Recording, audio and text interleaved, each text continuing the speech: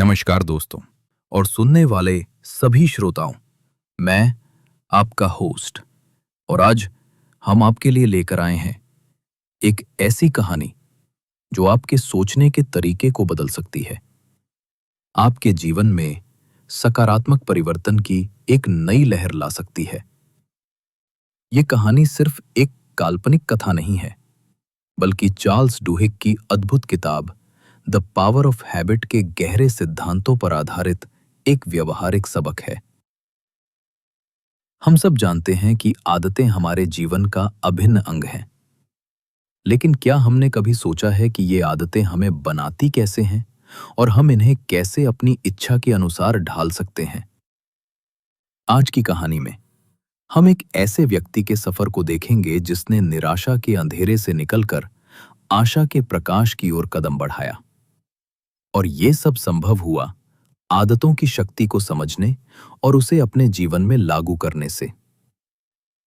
हम सीखेंगे कि कैसे एक छोटा सा बदलाव, एक नई आदत, किसी के जीवन की दिशा को पूरी तरह से बदल सकती है। दोस्तों, अगर आपको ये कहानी और इससे मिलने वाली प्रेरणा पसंद आए, तो कृपया हमारे चैनल को लाइक करना ना भूलें और ऐसे ही प्रेरक कहानियों और विचारों के लिए सब्सक्राइब का बटन जरूर दबाएं। आपकी एक लाइक हमें और भी अच्छी सामग्री बनाने के लिए प्रोत्साहित करती है। तो आइए, बिना किसी देरी के हमारे नायक अर्जुन के सफर की कहानी में गोता लगाते हैं। अर्जुन अपने शहर के एक छोटे से और लगभग भुला दिए गए कोने में ज्ञानलोक नाम की एक पुरानी किताबों की दुकान का मालिक था। ये दुकान उसके दादाजी का सपना थी, जिसे उन्होंने अपनी कड़ी मेहनत और किताबों के प्रति असीम प्रेम से सींचा था। कई दशकों तक ज्ञानलोक इस शहर के साहित्य प्रेमियों और ज्ञान पिपासुओं का एक प्रिय ठिकाना रहा था। इसकी लकड़ी की अलमारियां अनगिनत कहानियों, कविताओं और ज्ञान से भरी थीं, और इसकी हवा में हमेशा कागज और पुरानी स्याही की एक अनोखी खुशबू घुली रहती थी।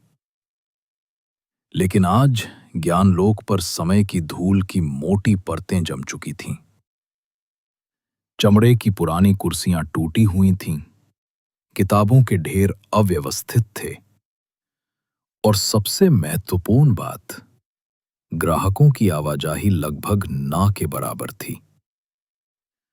अर्जुन, जो अपने 40वें दशक के मध्य में था, अक्सर दुकान के पिछले हिस्से में अपनी पुरानी चरमराती लकड़ी की कुर्सी पर बैठा रहता। उसके हाथ में हमेशा एक पुरानी लाल काली जिल्द वाली हिसाब किताब की बही होती, लेकिन उसकी निगाहें अक्सर बाहर की सुनसान सड़क पर टिकी रहती। उसकी गहरी आंखों में एक अजीब सी थकान, निराशा और हार की परछाई साफ देखी जा सकती थी। उसकी पीठ हल्की सी झुकी हुई थी, मानो वो दुनिया के बोझ से दब गया हो। अर्जुन जानता था कि उसे कुछ करना होगा, कुछ बदलना होगा। शहर में बड़ी बड़ी ऑनलाइन रिटेल कंपनियां आ चुकी थीं। चमकदार मॉल्स में नई नई भव्य बुक स्टोर्स खुल चुकी थीं, जो कैफे और अन्य सुविधाओं से लैस थीं। ज्ञानलोक उनके सामने एक पुरानी स्मृति की तरह फीका पड़ रहा था। लेकिन अर्जुन को समझ नहीं आता था कि बदलाव की शुरुआत कहां से करे। उसके लिए ये एक ऐसी विशाल दीवार थी जिसे वो भेद नहीं पा रहा था। उसकी दिनचर्या भी उतनी ही नीरस और निराशाजनक थी।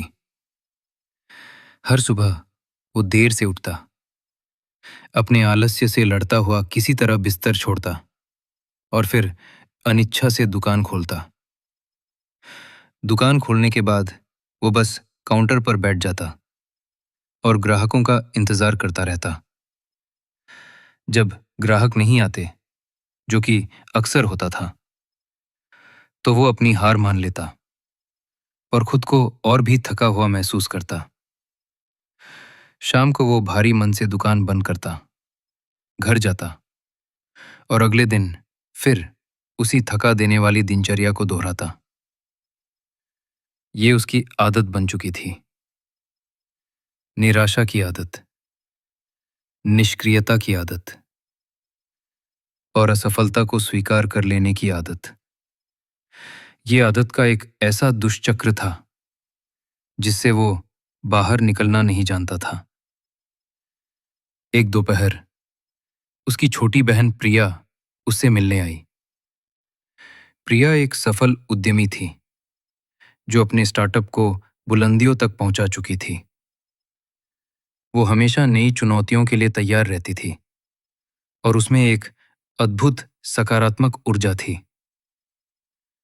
प्रिया ने ज्ञानलोक की अस्त-व्यस्त हालत देखी और अपने भाई के उदास चेहरे को पढ़ा तो तुरंत समझ गई कि समस्या कहाँ है। अर्जुन, प्रिया ने अपनी मधुर लेकिन दृढ़ आवाज में कहा, तुम्हें पता है तुम्हारी दुकान क्यों नहीं चल रही? अर्जुन ने कंधे उचकाए। उसकी आवाज में भी निराशा थी। प्रिया, अब लोग किताबें ऑनलाइन पढ़ते हैं या बड़े स्टोर्स में जाते हैं। हमारी दुकान पुरानी हो चुकी है। इसका चार्म खत्म हो गया है। नहीं अर्जुन, बात पुरानी होने की नहीं है, प्रिया ने दृढ़ता से कहा। उसकी आंखों में चमक थी। बात तुम्हारी आदतों की है। तुम्हारी दुकान, इसका ये हाल, ये खुद तुम्हारी आदतों का सीधा आईना है। अर्जुन को यह सुनकर थोड़ा बुरा लगा। एक पल को लगा कि उसकी बहन उस पर आरोप लगा रही है, लेकिन प्रिया ने उसके चेहरे के भावों को भांपते हुए प्यार से समझाया। देखो, चार्ल्स डुहिग अपनी किताब द पावर ऑफ हैबिट में एक बहुत ही महत्वपूर्ण बात बताते हैं। वो कहते हैं कि हर आदत एक 3 भाग वाला लूप होता है। एक संकेत, क्यू, एक दिनचर्या, रूटीन और एक इनाम, रिवॉर्ड। तुम सुबह देर से उठते हो, दुकान खोलते हो और बस इंतजार करते हो। ये तुम्हारी दिनचर्या है। जब ग्राहक नहीं आते और बिक्री नहीं होती, ये तुम्हारा इनाम है जो तुम्हारी निराशा को और गहरा करता है। और ये निराशा ही तुम्हारा संकेत बन चुकी है जो तुम्हें फिर से वही बुरी दिनचर्या दोहराने को कहती है। अर्जुन ने ध्यान से सुना। उसे ये बात थोड़ी नई और अजीब लगी, लेकिन प्रिया की आंखों में दिख रहा विश्वास उसे सुनने पर मजबूर कर रहा था। तो मैं क्या करूं? उसने पूछा। उसकी आवाज में पहली बार थोड़ी उत्सुकता थी। प्रिया ने मुस्कुराते हुए कहा, हमें इस लूप को तोड़ना होगा, या यूं कहें कि इसे अपनी इच्छा के अनुसार बदलना होगा। सबसे पहले हमें एक नया संकेत खोजना होगा जो तुम्हें एक नई अच्छी दिनचर्या की तरफ ले जाए। फिर हमें उस नई दिनचर्या को स्थापित करना होगा, उसे बार बार दोहराना होगा और अंत में हमें एक इनाम देना होगा जो उस नई दिनचर्या को दोहराने के लिए तुम्हें आंतरिक रूप से प्रेरित करे, उसे मजबूत करे।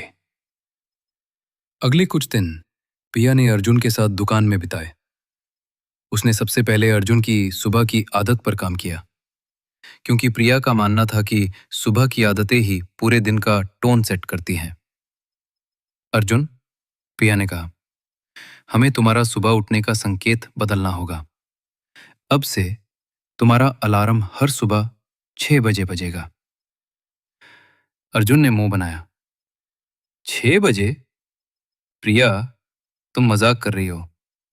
मैं तो कॉलेज के दिनों से 8 बजे से पहले कभी नहीं उठा। लेकिन अब उठोगे, प्रिया ने जोर दिया। उसकी आवाज में कोई संदेह नहीं था।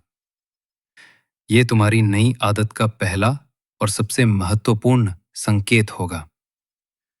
जब अलार्म बजेगा, चाहे कुछ भी हो जाए, तुम्हें बिस्तर से उठना है। शुरुआत में ये बहुत बहुत मुश्किल था।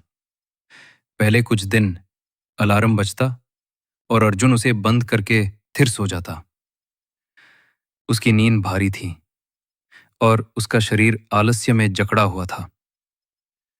लेकिन प्रिया हार मानने वालों में से नहीं थी। वो हर सुबह 6 बजे अर्जुन के घर पहुंच जाती और उसे जबरदस्ती उठाती। कभी कभी तो ठंडे पानी का छींटा भी मार देती थी। धीरे धीरे अलार्म की आवाज अर्जुन के लिए बिस्तर छोड़ने का संकेत बनने लगी। उसका दिमाग अब इस ध्वनि को एक एक्शन से जोड़ने लगा था। अलार्म के बाद अगला कदम दिनचर्या को बदलना था। जब तुम उठोगे, प्रिया ने कहा, तो सबसे पहले दुकान जाओगे। इतनी जल्दी? क्या करूंगा वहां? ग्राहक तो 10 बजे से पहले नहीं आते। अर्जुन ने पूछा। तुम दुकान की सफाई करोगे, प्रिया ने जवाब दिया। उसकी आंखों में एक योजना थी। पूरी दुकान को चमकाओगे, किताबों को करीने से व्यवस्थित करोगे, धूल झाड़ोगे, मकड़ी के जाले हटाओगे। ये तुम्हारी नई दिनचर्या होगी। हर दिन, बिना नागा किए। अर्जुन को यह भी अटपटा लगा। पहले वो सफाई करने के लिए एक लड़के को बुलाता था, वो भी जब दुकान पूरी तरह से गंदी हो जाती थी। लेकिन प्रिया के दृढ़ आग्रह पर उसने शुरुआत की। पहली बार में उसे पूरी दुकान साफ करने में 1.5 घंटा लगा। दूसरी बार थोड़ा कम। धीरे धीरे दुकान साफ करना उसके लिए एक तरह का ध्यान बन गया। वो किताबों के बीच से गुजरता, पुरानी कहानियों को याद करता, अपनी उंगलियों से किताबों की जिल्दों को महसूस करता और एक अजीब सी शांति महसूस करता। दुकान की चमक के साथ साथ उसके मन का कोना कोना भी चमकने लगा था। अब बारी थी सबसे महत्वपूर्ण हिस्से की, इनाम। जब तुम दुकान की सफाई पूरी कर लो, प्रिया ने समझाया, तो तुम खुद को एक इनाम दोगे। एक ऐसा इनाम जो तुम्हें संतुष्टि दे और तुम्हें अगली सुबह फिर से वही दिनचर्या दोहराने के लिए प्रेरित करे। क्या इनाम? अर्जुन उत्सुक हुआ। उसकी आंखों में पहली बार कोई चमक दिखी। एक कप बढ़िया कड़क चाय, प्रिया ने कहा। तुम्हारे घर के पास वाले शर्मा जी की दुकान से, और साथ में एक अखबार। तुम अपनी साफ सुथरी महकती हुई दुकान में शांत होकर बैठोगे और अपनी गर्मा गर्म चाय का आनंद लेते हुए ताजा खबरें पढ़ोगे। ये तुम्हारा निजी, शांतिपूर्ण समय होगा। ये विचार अर्जुन को बहुत पसंद आया। सफाई के बाद शर्मा जी की गर्मा गर्म चाय की खुशबू और अखबार पढ़ने का सुकून उसे एक छोटी सी खुशी देता था। ये एक छोटा सा इनाम था, लेकिन ये उसके लिए बहुत प्रभावी साबित हुआ। ये इनाम उसकी नई दिनचर्या को मजबूत कर रहा था। कुछ हफ्तों के भीतर अर्जुन की सुबह की दिनचर्या पूरी तरह बदल गई थी। अब 6 बजे अलार्म बजना, बिस्तर छोड़ना, दुकान पर जाना, दुकान की पूरी सफाई करना और फिर गर्मा गर्म चाय और अखबार का आनंद लेना उसकी एक मजबूत आदत बन चुकी थी। वो अब इस दिनचर्या के बिना अपने दिन की कल्पना भी नहीं कर सकता था। इस नई आदत ने एक श्रृंखला प्रतिक्रिया शुरू की। चार्ल्स डुहिग इसे कोर हैबिट या कीस्टोन हैबिट कहते हैं। जब एक मुख्य आदत बदलती है, तो वो अपने आप दूसरी आदतों को भी बदलने लगती है। जैसे एक पत्थर फेंकने से तालाब में कई लहरें उठती हैं। एक दिन दुकान साफ करते हुए अर्जुन ने सोचा, जब दुकान इतनी साफ है, तो क्या मैं इसे थोड़ा और आकर्षक नहीं बना सकता? उसने कुछ पुराने फीके पड़ चुके पोस्टर हटा दिए, कुछ खाली जगहों पर नई और रंगीन किताबें सजाईं और पुराने डिम बल्बों की जगह ऊर्जा कुशल और उज्जवल रोशनी लगाई। उसने कुछ सुंदर इंडोर प्लांट्स भी रखे। दुकान अचानक पहले से जीवंत और मेहमान नवाज दिखने लगी। धूल और उदासी की जगह अब ताजगी और सकारात्मकता ने ले ली थी। एक और महत्वपूर्ण बदलाव आया जब वो सुबह दुकान पर अकेला होता था सफाई के बाद, तो उसे नई नई किताबें पढ़ते हुए अच्छा लगने लगा था। उसने कुछ नई बेस्ट सेलर किताबें मंगवाई और उन्हें खुद पढ़ा। जब ग्राहक आते तो वो अब सिर्फ हिसाब नहीं करता, बल्कि किताबों के बारे में उनसे खुलकर बात भी करता। वो उन्हें अपनी पढ़ी हुई किताबों के बारे में बताता, उनकी पसंद पूछता और उन्हें उनकी रुचि के अनुसार नई सिफारिशें देता। उसकी ये नई आदत, ग्राहकों के साथ व्यक्तिगत स्तर पर जुड़ने की आदत, दुकान में एक नई ऊर्जा ले आई। ग्राहक अब सिर्फ किताबें खरीदने नहीं आते थे, बल्कि अर्जुन से साहित्यिक चर्चा करने आते थे। धीरे धीरे ज्ञान लोक में फिर से चहल पहल बढ़ने लगी। लोग अर्जुन की बदली हुई दुकान और उसके बदले हुए व्यवहार को देखकर आश्चर्यचकित थे। पुरानी पीढ़ी के ग्राहक खुश थे कि उनका प्रिय ज्ञानलोक फिर से अपनी पहचान बना रहा है, और नई पीढ़ी के युवा भी अर्जुन की सलाह और उसकी मिलनसारिता से प्रभावित होकर आने लगे थे। एक सुबह एक युवा लड़की दुकान में आई। वो एक स्कूल छात्रा थी और एक स्कूल प्रोजेक्ट के लिए इतिहास की किताबें ढूंढ रही थी। अर्जुन ने उसे कई किताबें दिखाईं, इतिहास की कुछ दिलचस्प कहानियां सुनाई और उसे सही किताब चुनने में मदद की। लड़की बहुत प्रभावित हुई। अंकल, उसने खुश होकर कहा, मुझे ये दुकान बहुत पसंद आई और आप भी बहुत अच्छे हैं। आपने मुझे इतनी सारी जानकारी दी। मैं अपने दोस्तों को भी बताऊंगी कि ज्ञानलोक कितना शानदार है। वो लड़की कुछ ही दिनों में अपने दोस्तों के साथ वापस आई और फिर उनके साथ उनके माता पिता भी आए। ज्ञानलोक फिर से शहर के किताबों का केंद्र बनने लगा। शाम को दुकान ग्राहकों से भरी रहती थी और अर्जुन का चेहरा खुशी से चमकता था। उसकी पीठ अब सीधी थी और उसकी आंखों में अब चमक थी। निराशा की जगह आत्मविश्वास था। अर्जुन को अब खुद पर विश्वास होने लगा था। उसने अपनी पुरानी उदासीनता और निष्क्रियता की आदत को हमेशा के लिए त्याग दिया था। उसने प्रिया को तहे दिल से धन्यवाद दिया और समझाया कि कैसे उसकी छोटी सी सलाह ने, आदतों के सिद्धांत को समझने ने उसके जीवन को पूरी तरह से बदल दिया है। अर्जुन, प्रिया ने मुस्कुराते हुए कहा, तुमने खुद को बदल लिया है। तुमने आदत के लूप को समझा और उसे अपनी भलाई के लिए इस्तेमाल किया। अब तुम्हारी दुकान सिर्फ किताबों की नहीं, बल्कि प्रेरणा और उम्मीद की दुकान बन गई है। ज्ञानलोक में और भी बदलाव आए। अर्जुन ने दुकान में एक छोटा सा आरामदायक कैफे भी खोल दिया था, जहां लोग किताबें पढ़ते हुए गर्मा-गर्म चाय या कॉफी का आनंद ले सकते थे। उसने स्थानीय लेखकों को अपनी नई किताबें प्रदर्शित करने के लिए जगह दी और महीने में एक बार साहित्यिक गोष्ठियां और बुक रीडिंग सेशन भी आयोजित करता था।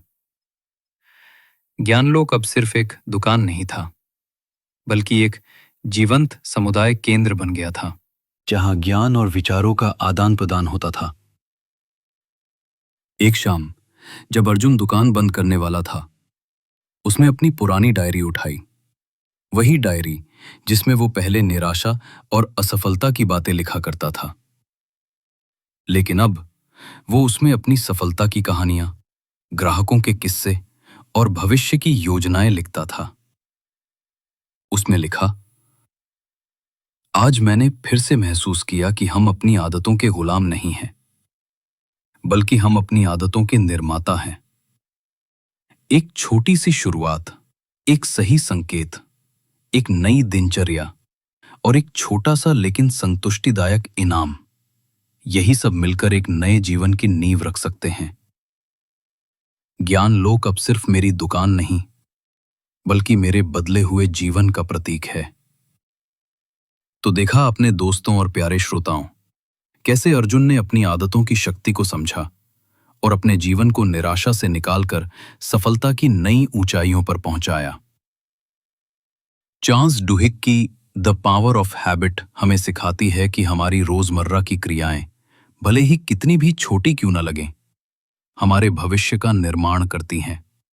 हमें बस अपने आदत के लूप को पहचानना है, उसे समझना है और फिर उसे अपनी इच्छा अनुसार आकार देना है।